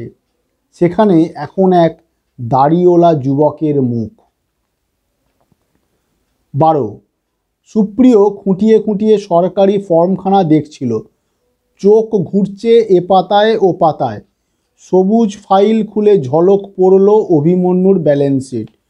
ভুরু কোঁচকাচ্ছে। সামনে উপবিষ্ট নিশ্চল অভিমন্যু আশঙ্কিত গলায় বলল, কিছু ভুল আছে নাকি রে? না, ভুল কিছু নেই। সুপ্রিয় ইনকাম ট্যাক্সের ফর্মটা টেবিলে রাখলো। তুই কিন্তু ফালতু ফালতু বেশি ট্যাক্স দিচ্ছিস। প্রফিটের অ্যামাউন্টটা 93,000 দেখাতে কেন গেলি? বারে ওই অ্যামাউন্টই তো হয়েছে, ব্যালেন্স শিটেও আমার তাই দেখানো আছে। তোকে তো বলেছিলাম ব্যালেন্স শিটটা একটু অ্যাডজাস্ট করে নিস। তোর কারখানার রেন্ট 700 টাকা, এটা স্বচ্ছন্দে 1,500 শো করা যায়। যা হোক একটা রেন্ট বিল ধরিয়ে দিতিস, ওরা থোড়াই চেক করতে আসতো। প্রিন্টিং স্টেশনারিটাও একটু এদিক ওদিক করলে। মেটেরিয়ালসটা তো করাই যায়। কনভেন্সটাও তুই ইজিলি আরও 5-7 হাজার। এই দাঁড়া দাঁড়া, ওসব ছোটোখাটো চুরিচামারি করার জন্য কি থেমেছি ব্যবসায়? এতে মনটা নিচু হয়ে যাবে না? অভিমন্যু দাড়িতে হাত বোলালো। রোজগার হয়েছে, কটা টাকা নয় ট্যাক্স দেব। তুই শালা ট্যাক্স দিয়েই মর, গভর্নমেন্ট তোকে ট্যাক্স রত্ন উপাধি দেবে। সুপ্রিয় হাত ছড়িয়ে আর মোড়া ভাঙল। যাই রে, 9টা বাজলো। আমিও উঠছি, কারখানায় একটা ঢু মেরে ব্যাম্বু ভিলায় ছুটব। যা শালা যা, ব্যাম্বু খা। হাসতে হাসতে অভিমন্যু ফাইলপত্র গোছাচ্ছিল। হাঁ হাঁ করে ছুটে এসেছে মালবিকা। হাতে চায়ের কাপ, অমলেটের প্লেট। উচ্ছল সুরে বলল, আরে বসুন বসুন। এই ব্যালেন্স শিটের সুবাদে তাও আপনার মুখ দেখা গেল। আমাদের ওপর আপনার কেন এত অ্যালার্জি বুঝি না বাবা। ছি ছি, অ্যালার্জি কেন হবে? একদম সময় পাই না। এত কিসের সময়ের অভাব? আপনি তো আপনার বন্ধুর মতো টাইমের বাবু নন। সুপ্রিয় উঠে পড়েছে, মালবিকাকে কি একটা ইশারা করছিল। সঙ্গে সঙ্গে মালবিকা কটকট করে উঠল। বলতে হবে না স্যার, মা তোমার ভাত বাড়ছেন। আর হ্যাঁ, মনে করে আজ বাবার চশমাটা নিয়ে যেও, ডাঁটি ভেঙে গেছে বলে বাবা বেচারার পড়াশোনা বন্ধ হয়ে গেছে। ব্রিফকেসে দিয়ে দাও, প্রত্যুষ আজ ব্যাংকে আসবে, ওর সঙ্গে ধর্মতলায় যাব, তখনই মাথায় রেখো, তাহলেই হবে। বাবা সারা সন্ধে মুখ হাঁড়ি করে বসে থাকবেন, আমার একটুও ভালো লাগে না। অভিমন্যু চায়ে চুমুক দিতে দিতে মিটিমিটি হাসছিল। কদিনেই পাকা ঘরণী হয়ে উঠেছে মালবিকা। বিয়ের আগে সুপ্রিয়টা বেশ উড়ু উড়ু ছিল, সিনেমা থিয়েটার ফাংশন দেখে বেড়াতো খুব। এখন অনেকটা ঘরমুখো হয়েছে মালবিকার গুঁতোয়। মালবিকার রুচিবোধও আছে বেশ। সুপ্রিয়দের এই প্রকাণ্ড বাইরের ঘর আগে ন্যাতা প্যাতা হয়ে থাকতো। সম্ভবত সুপ্রিয়র মা একটু কুঁড়ে ধরনের মহিলা ছিলেন বলেই। এখন সোফা সমকোণে, সেন্টার টেবিল সাইড টেবিল তকতক করছে, সাবেকি স্ট্যান্ড ল্যাম্প দুটোর পুরনো ঢাকনিরও বদল ঘটেছে। কোণের বনেদি মিনে করা ফুলদানিতে পুষ্প সমারোহ, কাঁচের আলমারিতে পুতুলগুলো পর্যন্ত পরিপাটি করে সাজানো। দিব্যি লক্ষ্মীশ্রী এসেছে ঘরে। সুপ্রিয় স্নানে যাওয়ার পর গুছিয়ে বসেছে মালবিকা। উদ্বিগ্ন মুখে বলল, সুপ্রিয় বলছিল আপনার মার নাকি শরীরটা খারাপ। প্রবলেম হচ্ছিল, এখন বেটার। কাকে দেখাচ্ছেন? এই তো বেহালাতেই বসেন, ডক্টর পাকরাশি। আমার বাবার একজন সাইকিয়াট্রিস্ট বন্ধু আছেন, যদি চান তো একবার দেখিয়ে নিতে পারেন। বলবো দরকার হলে। অভিমন্যু প্রসঙ্গটা থেকে সরতে চাইল। সচেতন আলগা গলায় বলল, তোমার বন্ধুদের সব কি সমাচার? পড়না কি? কথাটা শেষ করতে পারল না অভিমন্যু। মালবিকা হৈ হৈ করে উঠেছে। ও মা, কি ঝামেলা হয়ে গেছে জানেন? আমার 2 বন্ধুর বিয়ে একদিনে পড়ে গেল, শ্রাবণে। তাই নাকি? কোনো মানে হয় বলুন? পড়নার তো জুলাইতে ঠিকই ছিল, তনুরটা কেন যে দুম করে এগিয়ে আনলো, আমরা এখন কোনটা ছেড়ে কোনটায় যাই? অভিমন্যুর চা প্রায় পড়ে যাচ্ছিল। কোনো গতিকে সামলালো, প্রাণপণে স্বর অচঞ্চল রেখে বলল, তন্নিষ্ঠার অগ্রহায়ণে বিয়ে হওয়ার কথা ছিল না? তাই তো কথা ছিল, ওর শ্বশুর পাল্টি খেয়ে গেছে। সুপ্রিয়র বিয়ের রাতে বলল না প্রায়শ্চিত্ত করার কথা, সেটাই করেছে। তাই যদি করবি তাহলে বৈশাখেই করতে পারতিস। সৌনক নাকি দিল্লিতে চাকরি পেয়েছে, তাই এই তাড়াহুড়োর ধুম। বুকের ভেতরটা সম্পূর্ণ ফাঁকা হয়ে গেল অভিমন্যুর, যেন একটা হু হু তেপান্তরের মাঠ। দিন 10 আগেও তন্নিষ্ঠা এসেছিল তার কারখানায়। সদ্য জ্বর থেকে উঠেছে, মুখখানা ভারী শুকনো লাগছিল। কত কি এলোমেলো গল্প করলো, সেদিন তো কিছু বলল না। মালবিকা মাথা দোলাচ্ছে। তনুটা বজ্জাতের ধাড়ি হয়ে গেছে, কাউকে ফোন করে জানায়নি। বাই চান্স সেদিন কোয়েল শেখররা ওর বাড়ি গিয়েছিল। অভিমন্যুর আর শুনতে ইচ্ছা করছিল না। কি নির্বোধের মতো মুখটাকে হাসি হাসি করে রাখতে হচ্ছে, অসহ্য। মালবিকার কথার মাঝেই অভিমন্যু দুম করে বলে উঠল, আজ আমি চলি, একটু তাড়া আছে। আপনার শুধু তাড়া, পারেনও বটে। মালবিকা দরজা পর্যন্ত এগিয়ে দিল অভিমন্যুকে। আবার আসবেন কিন্তু, আপনার বন্ধু যা কর্মবাগীশ, সময় পায় না। আপনার সঙ্গেই যাব একদিন মাসিমাকে দেখতে। আবছা হাত নেড়ে হনহনিয়ে হাঁটা দিল অভিমন্যু। সিগারেট বার করলো, লাগিয়েছে ঠোঁটে। পকেট হাতড়াচ্ছে, দেশলাই নেই, অসহ্য। রাস্তায় ফেলে দিল সিগারেট, পা দিয়ে দিয়ে পিষছে। ছেতরে যাওয়া তামাক মিশিয়ে দিচ্ছে পথের কাদায়। তন্নিষ্ঠা বলল না কেন? অভিমন্যুর দুর্বলতাটা টের পেয়ে গিয়েছিল কি? মজা করতে আসতো? পিঠে আলগা চাপড়। চমক ফিরল অভিমন্যুর। ননী সেন উজ্জ্বল হাসিমাখা দাঁতগুলোকে ছ্যাতলা পড়া লাগছে আজ। ননী সেন বলল, মেজোমশাইয়ের পেনশনের কতটা কি হলো? অভিমন্যু কেটে কেটে বলল, কতটা আবার কি হয়নি? জানতাম হবে না। বারবার করে মেসোমশাইকে বললাম আমার সঙ্গে সুবোধদার কাছে চলুন। রোজই মেসোমশাই আজ না কাল করে কাটিয়ে দিচ্ছেন। আরে বাবা, ঠিক লোককে ধরতে না পারলে তাড়াতাড়ি কাজ হয়? সুবোধদা একবার ফোন তুলে বলবে, অমনি হুড় হুড়িয়ে পেনশন বেরিয়ে যাবে। নেতার টেলিফোন কি সাপোজিটারি? পেনশন কি মল? অভিমন্যু রুক্ষ স্বরে বলল, বাবাকে আমিই বারণ করেছি। ননী থমকালো একটু। আমার আর মেসোমশাইয়ের মধ্যে কথা হয়েছে, তার মাঝে তুই নখ গলাতে গেছিস কেন? কারণ তোমার মেসোমশাই আমার বাবা। অভিমন্যু চিবিয়ে চিবিয়ে বলল, তোমাদের এই সাপ হইয়া দংশাও, ওঝা হইয়া ঝাড়ো, এই নীতিটাকে আমি ঘেন্না করি।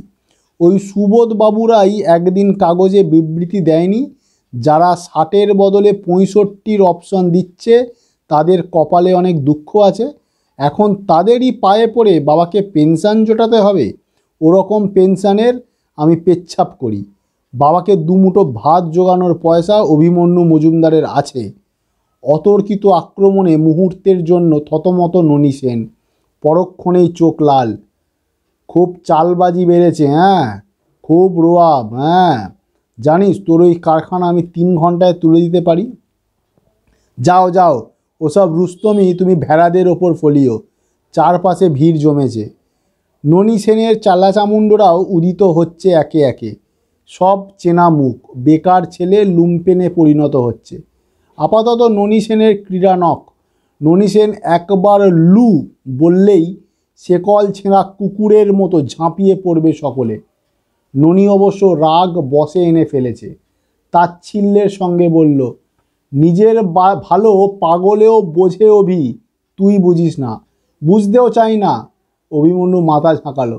দয়া করে তোমার উপকার করার উপদ্রবগুলো কমাও। তাই হবে। আমারই বোঝা উচিত ছিল তোদের ফ্যামিলির স্ক্রুটা ঢিলে আছে।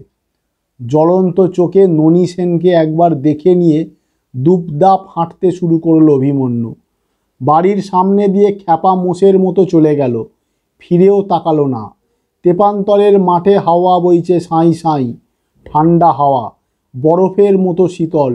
এত ঠান্ডাতেও কি করে যে বুকের ভেতরটা পুড়ে যায়। অফিস ঘরে ঢুকেই হাতের ফাইল টেবিলে আছড়ে ফেলল অভিমন্যু। চেঁচাচ্ছে, গোবিন্দ, এই গোবিন্দ! গোবিন্দ কারখানায় এসেছে এইমাত্র। ধরাচূড়া ছেড়ে কাজের পোশাক বদলাচ্ছিল নিজেকে। দৌড়ে এলো। কি হয়েছে অভিদা? স্যাম্পেল জারটা নিয়ে আয় তো। কোন জারটা?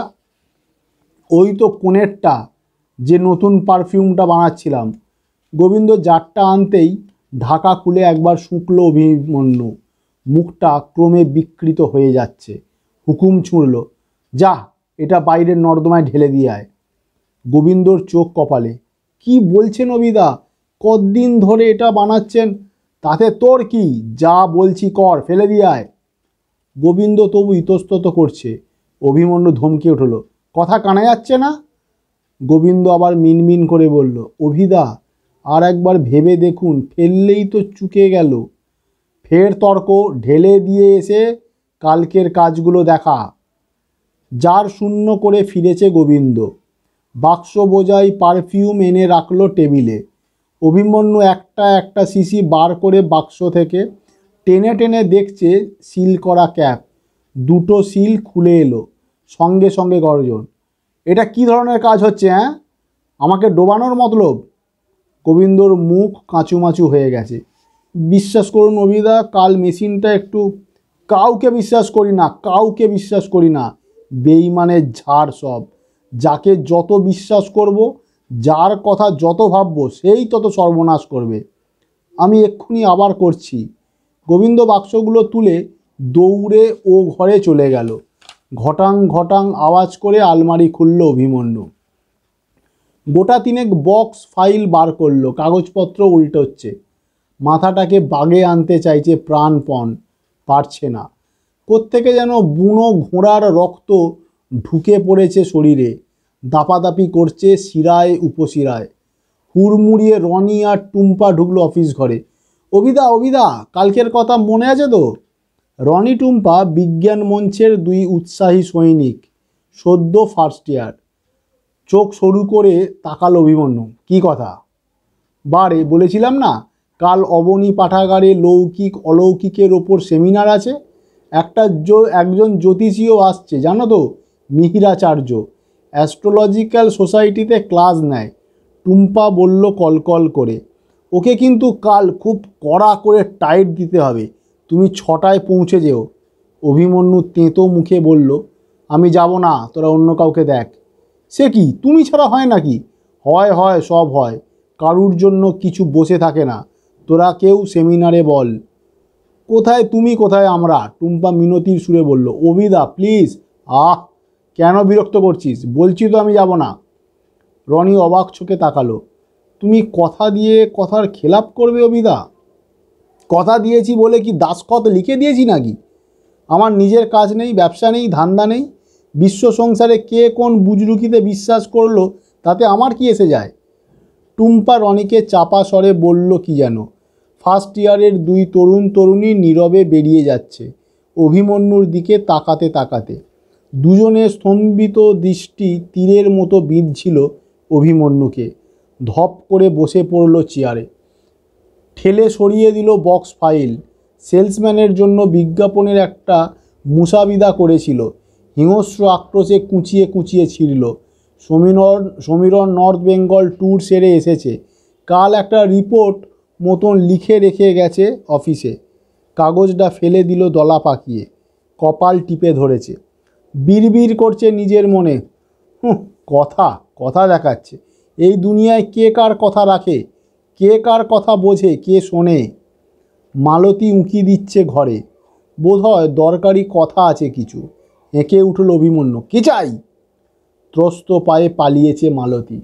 অভিমন্যু আবার রক টিপে ধরল। হৃৎপিণ্ড দ্রুত ওঠানামা করছে তার, আগুন ছুটছে নিঃশ্বাসে। আচমকাই ননী সেনের শেষ কথাগুলো আছড়ে পড়ল মস্তিষ্কে। এ কি হলো কি অভিমন্যুর? অভিমন্যু কি উপমন্যু হয়ে যাচ্ছে? 13। নির্মলের সঙ্গে কথা বলতে বলতে কলেজের করিডোর ধরে হাঁটছিল শুভেন্দু। 4টে বাজে। এর মধ্যেই কলেজ প্রায় শূন্যপুরি। অনেক ঘরেই তালা পড়ে গেছে। একটা দুটো ক্লাসরুমে অনার্সের ছেলেমেয়েদের কিচিরমিচির। কলেজের গেটে এসে থামল নির্মল। নাটুকে ভঙ্গিতে বলল, তাহলে আমাদের যাত্রা শুরু হলো এখন। ও গো কর্ণধার। শুভেন্দু হেসে ফেলল, ঠাট্টা রাখো, আমি কর্ণধারটার নই। আমরা বাসবেন্দ্রর মতো করে গ্রুপ চালাবো না, আমিও যতখানি তুমিও ততখানি। কিন্তু সময়টা তো তুমিই বেশি দিতে পারবে হে। শুভেন্দুর আপাদ মস্তক জরিপ করল নির্মল।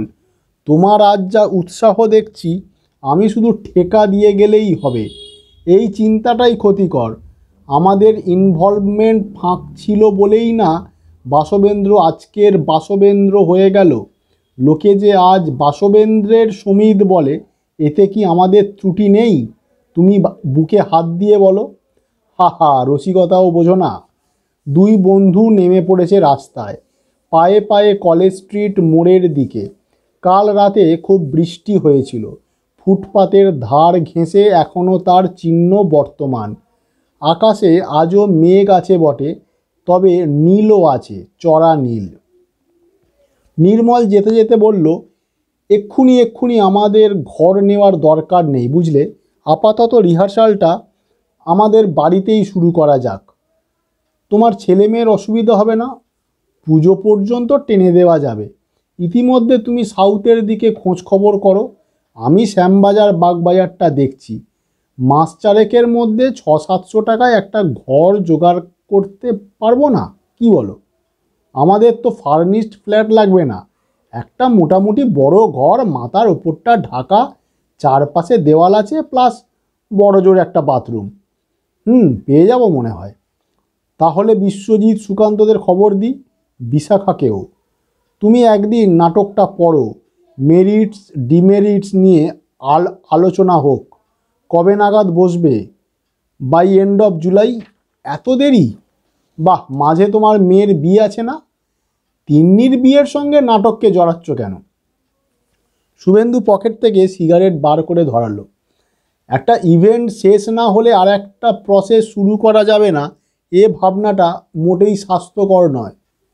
মাঝে হয়তো কদিন আমি আসতে পারবো না, হয়তো বসাটা কদিন কম হবে, কিন্তু অপেক্ষা করে থাকাটা আমার মনোপুত নয়।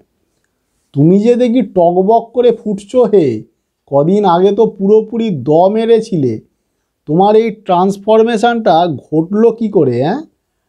ট্রান্সফরমেশান নয়, বলো সেলফ রিয়েলাইজেশন, আত্মোপলব্ধি। যেদিন শেষ অফিস করে ফিরলাম সেদিন রাতে অনেক যুদ্ধ করলাম নিজের সঙ্গে, লাস্ট ব্যাটেল। বারবার নিজেকে জিজ্ঞাসা করলাম, কি চাও শুভেন্দু? কাল থেকে কিভাবে জীবন যাপন করবে? An animal life or a human life? কনফিডেন্সের অভাব তো ছিলই, কিন্তু প্রশ্নগুলোই আমাকে এই নিয়তির দিকে ঠেলতে লাগলো। আসল কথা বলো না, নাটককে তুমি সত্যিই ভালোবাসো? জানি না ভাই, হয়তো বাসি। শুভেন্দু সামান্য উদাস। বারবার সেদিন খুব চ্যাপলিনের কথা মনে পড়ছিল। সেই যে লাইমলাইটের সেই বুড়ো ক্লাউন বলেছিল, I hate blood but it's in my veins. সত্যিই ভাই, ওই চড়া আলোর নিচে মেকআপ নিয়ে দাঁড়ানোর নেশা একবার যাকে ধরে ফেলে তার আর মুক্তি নেই। তুমিও তো মানো এ কথা। আমার ঘৃণা ভালোবাসায় আর কিচ্ছু আসে যায় না। নাটক আমার মজ্জায় মিশে গেছে। তোমারও? নির্মলের মুখে হালকা ভাবটা উধাও। লম্বা বাতাস ভরল ফুসফুসে, ধীর লয়ে ছাড়ল। একটুক্ষণ নীরব হাঁটল পাশাপাশি। হঠাৎই অনুচ্চ স্বরে প্রশ্ন করল, নন্দিতা জানে তুমি আবার গ্রুপ করছো? জেনে যাবে। ওর কি রিয়াকশান? কিসের? তোমার এই সমিত থেকে বেরিয়ে আসা, নাটক ছেড়ে একদিন বসে রইলে। নাটক ছাড়াটাও বোধ হয় পুরোপুরি মন থেকে মানতে পারেনি। সামথিং ইজ প্রিকিং হার। কিছু বলেছে তোমায়? নির্মল আরও গলা নামালো। মেজাজি করছিল, তবে স্যুটটা যেন একটু অন্যরকম। শেষ টান দিয়ে সিগারেটের টুকরোটা টোকা দিয়ে রাস্তার ধারে ফেলল শুভেন্দু। বলল, আমাদের সম্পর্কটা কেমন যেন নির্মল, কোনো চেনা গলিতে তুমি বহু বহু বছর পরে গিয়েছো কোনো দিন। কেমন ফিলিং হবে আন্দাজ করতে পারো? মনে হবে না চিনি চিনি, কিন্তু যেন পুরো চেনা নয়। অনেক কিছু স্মৃতি থেকে মুছে গেছে, আবার কিছু আছেও পড়ে, ছড়ানো ছেটানো। আমার আর নন্দিতার রিলেশনটাও এখন ওই রকম। আমি ঠিক ওকে বুঝতে পারি না। নির্মল ঝলক তাকিয়ে দেখল শুভেন্দুকে, হাসলো আলগা। বুঝি বা বন্ধুকে একটু নির্ভার করতে চাইল। বলল, অর্থাৎ তোমাদের মধ্যে সম্পর্ক এখনও একটা আছে? হয়তো আছে, আমি ঠিক বুঝতে পারি না।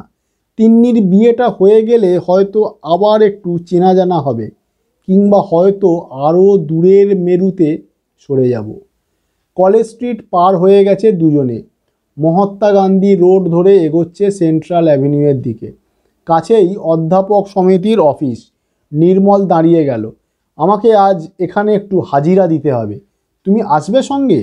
না, চলি। যাবে কোথায়? আপাতত পাতাল প্রবেশ। মর্তে উঠবে কোথায়? টালিগঞ্জে? না, কালীঘাট। এক আর্টিস্ট বন্ধুর কাছে যাওয়ার দরকার। তিন্নির বিয়ের কার্ডের ডিজাইন করে দিচ্ছে। যাই গিয়ে তাগাদা লাগাই। সন্ধ্যের আগেই রাসবিহারী পৌঁছে গেল শুভেন্দু। ইন্দ্রনাথের বাড়ি গিয়ে হতাশ। নেই ইন্দ্রনাথ। কাল শান্তিনিকেতন গেছে, সোমবার ফিরবে। বিয়ের মাসখানেকের ওপর বাকি। তবু শুভেন্দু সামান্য ভাবিত হলো। নন্দিতা যা টেনশন করছে, এখন প্রসন্ন মুডে থাকে বটে, কিন্তু চটতে কতক্ষণ। বাসস্টপের দিকে পা বাড়াচ্ছিল। চকিতে আর একটা কাজের কথা মনে পড়েছে। ধনঞ্জয়ের কাছে যেতে হবে একবার। রন্টুর সঙ্গে বসে বসে সেদিন হিসেব করছিল নন্দিতা। নিমন্ত্রিতের সংখ্যা হু হু বাড়ছে। ধনঞ্জয়কে আগে ভাগে জানিয়ে দেওয়া উচিত। ধনঞ্জয় শুভেন্দুর কলেজের সহপাঠী। ডেকোরেটিংয়ের পারিবারিক বিজনেস আছে। কেটারিংটা চালু করেছে ধনঞ্জয়ই। এই লাইনে বছর 20 হয়ে গেছে ধনঞ্জয়ের। বাজারে তার যথেষ্ট সুনাম। লেক মার্কেটের পিছনে ধনঞ্জয়ের গোডাউন কাম অফিস। ধনঞ্জয় অফিসেই ছিল। শুভেন্দুকে দেখে তার মুখে একগাল হাসি। কিরে, আইটেম আবার পাল্টাতে এসেছিস তো?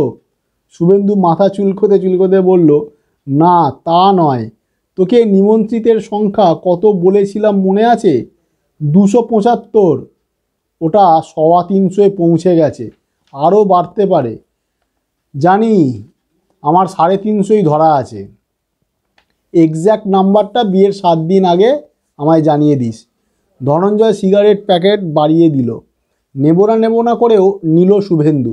ধনঞ্জয় নিজেও একটা ধরিয়েছে। চোখ টিপে বলল, তোর গিন্নি জীবনে যত লোকের বাড়ি নিমন্ত্রণ খেয়েছে তাদের প্রত্যেককে ইনভাইট করতে চায়, তাই তো? তুই কি করে জানলি? ওটা জানাই তো আমার পেশা। বাঙালি এই সব অনুষ্ঠানের সময় এমন কাঁচা খোলা হয়ে যায়। অবশ্য না হলে আমার ব্যবসায়ী বা কী করে বাড়বে বল? কিছু মনে করিস না, বিয়ের 1 মাস আগে যারা হেড বলে যায় তাদের প্রায় সবারই কেস একরকম। শুভেন্দু আবার মাথা চুলকোলো। আর একটা কথা ছিল রে, বলে ফেল। আমার শালার বউ বলছিল চিকেন বাটার মশলা না করে যদি চিকেন রেশমি কাবাব করা যায়। তোর শালার বউ যখন বলেছে নিশ্চয়ই যায়, তবে মাইন্ড ইট, লোকে কিন্তু বেশি টানবে, অর্থাৎ মিটারও চড়বে। আরে দূর, তোর সঙ্গে আমার কিসের ব্যবসা? প্লেট পিছু তোর 93 ধরা আছে, ওটা তুই পুরো এক পাত্তি করে দিস। একটু বেশি হয়ে গেল না? অন্য কেউ হলে 125 নিতাম। 2 রকম মাছ, চিকেন, মাছ আবার জেসে নয়, আমি দেশি ভেটকি দিই, আইসক্রিম আছে, সঙ্গে তোর সকালের খাওয়া দাওয়া। শুভেন্দুর একটু খারাপ লাগলো। মুখে ধনঞ্জয় যতই বন্ধু বন্ধু করুক, ব্যবসায় এসে একেবারে পাক্কা প্রফেশনাল। হয়তো এটাই জীবনে সফল হওয়ার প্রথম শর্ত। এই নিরাবেগ দৃষ্টিভঙ্গি যদি শুভেন্দু পেতে পারত কোনো দিন। ধনঞ্জয়ের কাছে বেশিক্ষণ বসলো না শুভেন্দু। চা বিস্কুট আনিয়েছিল ধনঞ্জয়, খেয়েই বেরিয়ে পড়ল। মনে মনে গণনা করতে করতে চলেছে। সৌনকদের বাড়ি থেকে বরযাত্রী বলেছে মোটামুটি 60, ওটাও যদি গোটা 10-15 বাড়ে। তিন্নি এখনও বন্ধুদের লিস্ট ফিস্ট কিছু দেয়নি। নন্দিতা বলেছিল ওটা বোধহয় জনা 25 মতো হবে। হঠাৎ সামনে একটা বচসা শুনে শুভেন্দুর পা আটকে গেল। পরিচিত গলা। পিল্লাই না? ফুটপাতের সবজিওয়ালার সঙ্গে কি নিয়ে ঝগড়া করছে। আস্তে করে পিল্লাইয়ের পিঠে টোকা দিল শুভেন্দু। কি হলো, অত রাগারাগি করছো কেন? আচমকা শুভেন্দুকে দেখে উত্তেজিত পিল্লাই পলকের জন্য ঠান্ডা হয়েও চড়ে গেছে। লুক, লাস্ট 34 ইয়ার্স আমি ক্যালকাটায় আছি, আর এ লোকটা আমাকে ঠকাচ্ছে কেন? হলোটা কি? কাল আমি লঙ্কা নিয়ে গেছি 100 গ্রাম 2.5 টাকা, আজ বলে কিনা 1.5 টাকা। একদিনে 1 টাকা বেড়ে গেল। আবার বলে আমি নাকি বাংলা বুঝি না, দাম নাকি কমে গেছে, বলেই লোকটার দিকে ফিরে হাত ছুঁড়ছে। আমি তোমাকে 2.5 টাকার বেশি 1 পয়সা দেব না। শুভেন্দু ব্যাপারটা বুঝে গেছে, হা হা হাসলো। গলার নিচের সাথে নামিয়ে পিল্লাইকে বলল, তুমি 2.5 টাকাই দাও। বলতে বলতে সবজিওয়ালার দিকে ফিরেছে। বাবু যা বলছে তাই নে, কোনো কথা নয়। একটা 1 টাকার কয়েন আর একটা আদুলি সবজিওয়ালার হাতে গুঁজে দিয়ে বিজয় গর্বে সরে এলো পিল্লাই। ঢক ঢক মাথা নাড়ছে। ভাগ্যিস তুমি এসে গেলে দাশগুপ্তা, নইলে আমায় আর কতক্ষণ চিল্লাতে হতো। শুভেন্দুর মজা লাগছিল, কিন্তু একটা অন্য কথাও মনে হচ্ছিল সঙ্গে সঙ্গে। সামান্য একটু বোঝাবুঝির অভাবে একজনের কথা অন্যজনের কাছে কি বিরক্তিকর ঠেকে। সহিষ্ণুতার অভাবে ঝগড়া বেঁধে যায় সম্পূর্ণ বিনা কারণে। দুজনেই ঠিক অথচ দুজনেই ভুল, এ কথাটা কেউ কিছুতেই মানতে পারে না। ঘনিষ্ঠ সম্পর্কও কি এখন থেকেই আলগা হতে শুরু করে? পিল্লাই হাত ধরেছে শুভেন্দুর। চাকরি জীবন ইতি হওয়ার পর এই তাদের প্রথম সাক্ষাৎকার। পিল্লাই জিজ্ঞেস করল, এখন কি করো দাশগুপ্তা? ভ্যারেন্ডা ফ্রাইং? এখনও সেই স্টেজ আসেনি। মেয়ের বিয়ে নিয়েই মাথার ঘায়ে কুকুর পাগল হয়ে আছি। শিগগিরই একদিন আসবো তোমায় নেমন্তন্ন করতে, এসো। তুমি কি করছো এখন? জুলাইয়ে কম্পিউটার ক্লাসে ভর্তি হচ্ছি। At this age? শুভেন্দু ঈষৎ চমকালো। কেন দাশগুপ্তা? তুমিই তো বলেছিলে ইউ ক্যান স্টার্ট আফ্রেশ। পিল্লাই দক্ষিণী ভঙ্গিতে ঘাড় দোলালো। আমার ছেলেই আমায় অ্যাডভাইসটা দিল।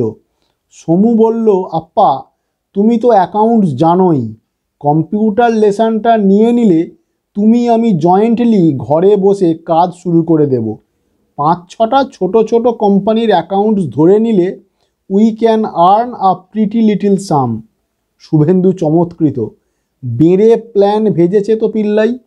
পিল্লাই বলল, একটাই খারাপ লাগছে, যে কোম্পানির কাজ করব সে তো তার অ্যাকাউন্টসের লোককে ছুটি করে দেবে। আরও কিছু আনএমপ্লয়েড বেড়ে গেল। বলতে বলতে হাত ওল্টালো, কি করব, আমাকেও তো সারভাইভ করতে হবে। এ তো এখন ব্রাদার অ্যানিম্যাল কিংডম, কি বলো? শুভেন্দু ম্লান হাসল। সত্যি, এ শহর এখন সাপদ সংকুল অরণ্য। মানুষের জগতের নিয়ম এখানে খাটবে না। শুধু এই শহর কেন, দুনিয়াটাই তো এখন এরকম। এমনকি তার সেই সাধের সমিধ বাসবেন্দ্রকে কি বাঘ বলা যায়? পিল্লাইয়ের কাছ থেকে বিদায় নিয়ে সোজা বাড়ি ফিরল শুভেন্দু। কম্পাউন্ডের গেট থেকে সাঁঝ আঁধারেও দেখতে পেল তিন্নি ব্যালকনিতে দাঁড়িয়ে। খোলা চুলে দূর থেকে কেমন যেন উদাসীনী উদাসীনী লাগছে মেয়েটাকে। কদিন ধরেই মেয়ে যেন বেশ মনমরা। কেন? চেনা পরিবেশ ছেড়ে চলে যেতে হবে বলে, নাকি বাবা মার জন্য? ভাবতেই শুভেন্দুর বুক টনটন। ওই তিন্নির মায়াই বারবার বেঁধেছে শুভেন্দুকে। তিন্নি ছাড়া শুভেন্দুই বা থাকবে কি করে? তন্নিষ্ঠাও দেখেছে শুভেন্দুকে, দরজা খুলে দিয়ে চলে যাচ্ছিল। শুভেন্দু ডাকলো, এই শোন, এদিকে আয়। তন্নিষ্ঠা ঘুরে দাঁড়ালো। এই বর্ষা ঋতুতেও তার মুখমণ্ডলে শীতের রুক্ষতা দেখে মনে হয় কান্নাকাটি করছিল। শুভেন্দু চোখ কুঁচকে তাকালো। ভর সন্ধেবেলা টিভি ফিবি না দেখে ভূতের মতো ব্যালকনিতে দাঁড়িয়ে আছিস কেন? এমনি। তোর মা আজ গয়নার দোকানে গেছে না? বোধ হয় কেন? সকালেই তো তোকে ওর অফিসে চলে যাওয়ার জন্য সাদাসাদি করছিল, গেলি না কেন? ভাল লাগছে না। সে কি কথা? মেয়েরা তো গয়না বলতে অজ্ঞান, আর তুই? ব্যাপারটা কী রে? তন্নিষ্ঠা কথাটা যেন শুনেও শুনল না। ভুরু বেঁকিয়ে প্রশ্ন করল, চা খাবে বাবা? না, এখানে আয়। মেয়েকে টেনে এনে সোফায় বসালো শুভেন্দু। তোর কি হয়েছে খুলে বল তো। ঘর থেকে বেরোচ্ছিস না, বন্ধু বান্ধবের কাছে যাচ্ছিস না, সারাক্ষণ বসে বসে শুকোচ্ছিস। এত মন খারাপের কি আছে? কয়েক পল তন্নিষ্ঠার নীরব। হঠাৎ চোখ তুলেছে। সৌনককে তোমার কেমন লাগে বাবা? ভালো তো, ভালোই। আজকালকার ছেলে যেমন হয়, লাইফ ফোর্স আছে, কেরিয়ার বোঝে। বলতে বলতে শুভেন্দুর কেমন খটকা লেগেছে। পাল্টা প্রশ্ন করল, হঠাৎ এখন এ কথা তুলছিস কেন? এমনি, জাস্ট মনে হলো। কিছু একটা হয়েছে। সৌনকের সঙ্গে ঝগড়াঝাটি হয়েছে তোর? না। সৌনক কিছু বলেছে তোকে? না। শুভেন্দু ভ্যাবাচ্যাকা খেয়ে গেল। চোখের সামনে তিল তিল করে বড় হয়ে ওঠা মেয়েটাকে যেন এই মুহূর্তে ঠিক চিনতে পারছে না। মনে হচ্ছে মেয়ের মনে কোথায় যেন একটা কাঁটা বিঁধে আছে। মেয়েকে সহজ করার চেষ্টা করলো শুভেন্দু। বলল, টেস্ট ম্যাচটা এগিয়ে এলো বলে তোর নার্ভ ফেল করে গেল নাকি? উত্তর তো দিলই না, উল্টে এক আজব প্রশ্ন করেছে তন্নিষ্ঠা। আচ্ছা বাবা, মা তোমায় কি দেখে পছন্দ করেছিল? শুভেন্দু চকিয়ে গেল। মানে? মানে তোমার কোনো গুণ দেখে মা অ্যাট্রাক্টেড হয়েছিল? আমার আবার কি গুণ? শুভেন্দু তোতলাতে লাগলো। ওই নাটক করতাম, সেখানে আমায় অভিনয় দেখে।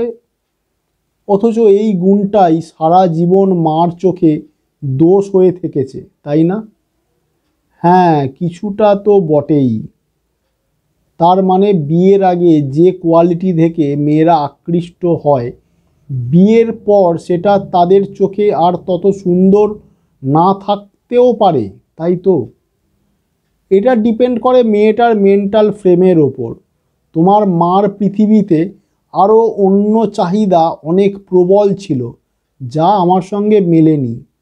তোমার মা যদি আমার ভালো লাগা আত্মস্থ করে নিতে পারতো, কিংবা আমি তোমার মার, তাহলে হয়তো। শুভেন্দু চুপ করে গেল। মেয়ের সঙ্গে সে খোলামেলাভাবে মেশে বটে, প্রায় বন্ধুর মতো, কিন্তু এরকম আলোচনা কখনো হয়নি। একটু অসহজ লাগছিল। তন্নিষ্ঠা যেন শুভেন্দুর উত্তরে খুশি নয়। মাথা নিচু করে বসে আছে, আঙুলে আঙুল খুঁটছে। হঠাৎ আবার বলল, তবু তোমরা একসঙ্গে যখন এতকাল আছো, কিছু একটা তো নিশ্চয়ই তোমাদের মধ্যে আছে। শুভেন্দুর বলতে ইচ্ছে করলো, ফাটা কাচের গ্লাস আস্তই দেখায়, টোকা খেয়ে ভেঙে না যাওয়া পর্যন্ত। বলল না, ভার গলায় সন্দেহটা নিরসনের চেষ্টা করলো। তোর সৌনককে কি কোনো কারণে পছন্দ হচ্ছে না? এ কথা এখন আর বলার কোনো মানেই হয় না। তন্নিষ্ঠা দুদিকে মাথা নাড়ল। তাহলে আর গোমরা মুখ করে বসে আছো কেন? Be cheerful, be merry. ইচ্ছে করছে না যে, আমি কি করব? শুভেন্দু আরও গম্ভীর হলো। দেখো তিন্নি, পৃথিবীতে কোনো ম্যাচই 100% পারফেক্ট হয় না। বাবা মা পছন্দ করে দিলেও না, নিজেরা পছন্দ করলেও না। তবু তারই মধ্যে কিছুটা কাটছাঁট করে নিতে হয়। তাতে অনেক অপছন্দের জিনিসও সহনীয় হয়ে ওঠে। তা সত্ত্বেও আমি বলি, ইচ্ছের বিরুদ্ধে কিছু করো না। Don't go against your conscience. পলকে তন্নিষ্ঠার চোখ জল। এখনও তাহলে বিয়েটা ভেঙে দেওয়া যায়? বিয়ে ভাঙার কথা আসছে কেন? শুভেন্দু চোখ ঘোরালো। জানো, এখন কিছু একটা হচপচ হয়ে গেলে তোমার মা কতটা হার্ট হবে? আর তুমি? আমার কথা বাদ দাও, আমি এখানে একজন নন এন্টিটি। তাছাড়া সৌনককে তুমি তো অপছন্দ করো না তিন্নি, আমি দেখেছি। তন্নিষ্ঠার চোখে আবার ছায়া ঘনিয়েছে। নিথর বসে রইল একটুক্ষণ। তারপর অন্যমনস্কভাবে বাবার সামনে দুটো আঙুল দোলাচ্ছে। শুভেন্দু বিস্মিত চোখে বলল, কি হলো? তন্নিষ্ঠার চোখে অনুনয়, ধরো না একটা আঙুল। কেন, কি হবে? তন্নিষ্ঠা মিনতি করল, ধরো না প্লিজ। খপ করে মেয়ের তর্জনী চেপে ধরল শুভেন্দু। আরও মলিন হয়ে গেল তন্নিষ্ঠার মুখ, যেন আষাঢ়ের আকাশ আঙুল ছাড়িয়ে শিথিল পায়ে উঠে যাচ্ছে। শুভেন্দু মেয়েকে কোনো প্রশ্ন করতে পারল না, সাহস হচ্ছিল না। 14। এক মনে কাজ করে চলেছে অভিমন্যু। টেবিলময় ফাইল, কাগজ, বিল, বই, চালান, জাবেদা। ঘাড় নিচু করে লিখছে কি যেন, এতই তন্ময় যে তন্নিষ্ঠা এসে দাঁড়িয়েছে দরজায়, খেয়ালই করছে না। তন্নিষ্ঠা আরও একটুক্ষণ নির্বিশেষ দেখল অভিমন্যুকে। তারপর আধ ফোঁটা স্বরে বলল, আমি এসেছি। চমকে তাকিয়েছে অভিমন্যু। ক্ষণিকের জন্য কি একটা খেলে গেল তার চোখে। বিদ্যুৎও নয়, তুফানও নয়, তার চেয়েও তীব্র কিছু। ক্ষণ পরেই পুরু কাঁচের ওপারে কালো চোখের মণি দ্যুতিহীন। ডটপেন বন্ধ করে অভিমন্যু শান্ত স্বরে বলল, ও তুমি এসো। একটু আগে পৃথিবী আঁধার করে বৃষ্টি নেমেছিল। বেশ খানিক ঝরিয়ে এখন বিশ্রাম নিচ্ছে আকাশ। মাটি থেকে ভাপ উঠছে একটা, গরম ভাপ। বাতাস নিশ্চুপ হয়ে গেছে। তন্নিষ্ঠা চেয়ার টেনে বসল। টেবিল ফ্যানের দিক সামনেটায়। কে জানে কেন তন্নিষ্ঠা শাড়ি পরেছে আজ, গাঢ় নীল ঢাকাই। আঁচল তুলে কপাল মুছল একটু, ছোট্ট একটা শ্বাস নিল। গলা ঝেড়ে বলল, কি বিশ্রী ওয়েদার, ভেবেছিলাম আজও আসা হবে না। অভিমন্যু মৃদু হাসল। এলে কেন? তোমায় একটা খবর দেওয়ার ছিল। জানি, তোমার অঘ্রাণ শ্রাবণে সরে এসেছে, তাই তো? তুমি জানো? মালবিকা বলেছে। তন্নিষ্ঠা সামান্য উত্তেজিত স্বরে বলল, হঠাৎ কি করে যে কি হয়ে গেল, বিশ্বাস করো আমার একদম মত ছিল না। কিসে, বিয়েতে? হ্যাঁ মানে তন্নিষ্ঠা নিজেকে গোছানোর চেষ্টা করলো। মানে এই এগিয়ে আসাটায়। ও তাই বলো। অভিমন্যুর হাসিতে কৌতুক ঝিকঝিক। এ কি শুধু কৌতুক, নাকি কৌতুকের আবরণে বিষাদ? তন্নিষ্ঠা ঠিক পড়তে পারল না। ঢোক গিলে বলল, বিশ্বাস করো সবাই এমন এক বাক্যে রাজি হয়ে গেল সৌনক দিল্লি চলে যাচ্ছে বলে। তুমি এত কৈফিয়ত দিচ্ছ কেন? তন্নিষ্ঠাকে হকচকিয়ে দিয়ে অভিমন্যু হঠাৎ হো হো হেসে উঠেছে। ভালোই তো হলো, দুজনে একসঙ্গে দিল্লি যাবে। তোমাদের আর অঘ্রাণ অবধি বসে থাকতে হলো না। তন্নিষ্ঠা ভেতর থেকে ম্রিয়মাণ হয়ে গেল। অভিমন্যুর সহজ স্বাভাবিক হাসি ঠং ঠং বাজছে কানে। মনে মনে কত কথাই না সাজিয়ে এনেছিল আজ, সব কেমন গুলিয়ে যাচ্ছে। একটি শব্দ আর খুঁজে পাচ্ছে না তন্নিষ্ঠা। অভিমন্যু চেয়ারে হেলান দিয়েছে। বলো আজ কি খাবে? দ্রুত দুদিকে মাথা নাড়ল তন্নিষ্ঠা। কিছু না। তা বললে হয়? শুভ সংবাদ দিতে এসেছো, আজ অন্তত একটা কোল্ড ড্রিঙ্কস খাও। প্লিজ অভিমন্যু, থাক না। থাক তবে, জোর করছি না বলেই সামান্য গলা তুলেছে অভিমন্যু।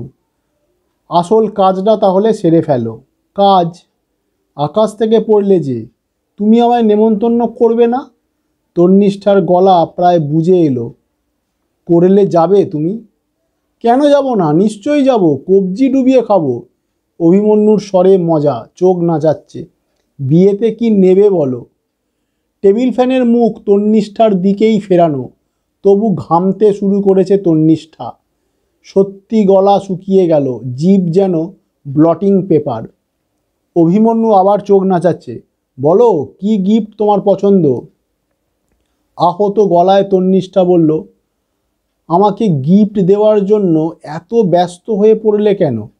বাহ, উপহার দেব না, এমনি এমনি খেয়ে আসবো? যা চাইব তাই দেবে? আকাশের চাঁদ পেরে দিতে বললে হয়তো পারবো না।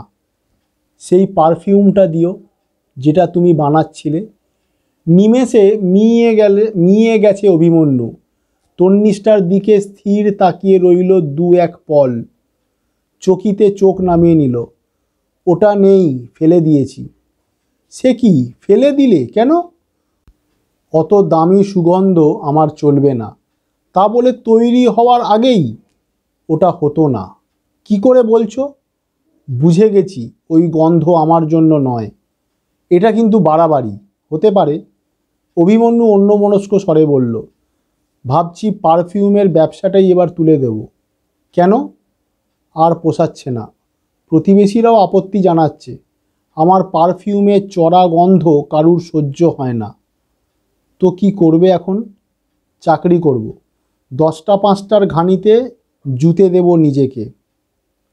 আর তোমার সেই স্বপ্নের সুগন্ধি স্বপ্ন হয়েই থাকবে, ইচ্ছে হয়ে মনের মধ্যে। ও। তন্নিষ্ঠা মুখ ঘুরিয়ে নিল। কান্না পাচ্ছে হঠাৎ, উথাল পাথাল করছে বুক, হৃৎপিণ্ড ফুসফুস সব যেন দুমড়ে মুচড়ে যাচ্ছে। অভিমন্যু কি একটি বারের জন্য বলতে পারে না, এ বিয়ে তুমি করো না তন্নিষ্ঠা? একবারও বলবে না, এসো আমরা দুজনে মিলে পৃথিবীকে সেই সুগন্ধটা আনি? তীব্র দাহের পর প্রথম বৃষ্টির ছোঁয়ায় বুনো লতায় যে গন্ধ ওঠে। কলেজে দেখা খ্যাপা ম্যাজিশিয়ানকে কি নিষ্ঠুর প্রতারক মনে হচ্ছে এখন। ফেটে পড়বে তন্নিষ্ঠা, ভেঙে পড়বে। কিছুই করল না তন্নিষ্ঠা। আস্তে আস্তে উঠে দাঁড়ালো। পায়ের জোর কমে গেছে, হাঁটু কাঁপছে থর থর, তবু প্রাণপণে অচঞ্চল রাখছে নিজেকে। বেরিয়ে আসছে খুরপি ঘরখানা ছেড়ে, আর ফিরে তাকাবে না। পারল না। দরজা পেরোতে গিয়েও থেমে গেল সহসা। আচমকা টান পড়েছে আঁচলে, কোথায় যেন আটকে গেছে শাড়ি। তন্নিষ্ঠা কি আঁচলটাকে ছাড়িয়ে নেবে? অভিমন্যু কি এখনও উঠে আসবে না? তখনই কোত্থেকে যেন এক মায়াবী কোকিল ডেকে উঠল। এই ঘোর আষাঢ়েও ডাকছে ডাকছে। আশ্চর্য, এক বনো গন্ধে ভরে গেল মেঘলা দুপুর। বাইরে বৃষ্টি নেমেছে, রিমঝিম রিমঝিম।